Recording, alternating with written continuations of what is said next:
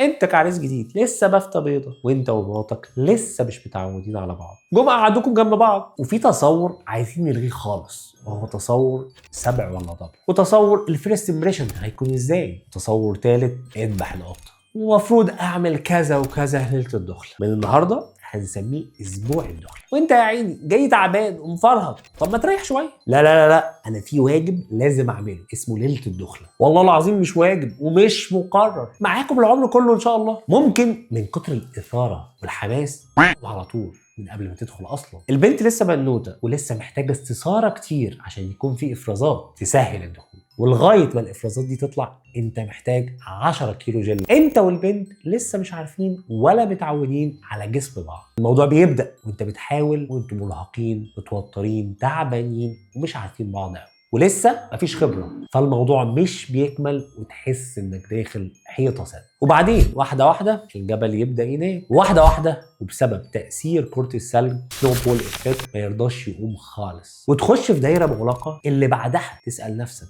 البيضه ولا الفرخه. طب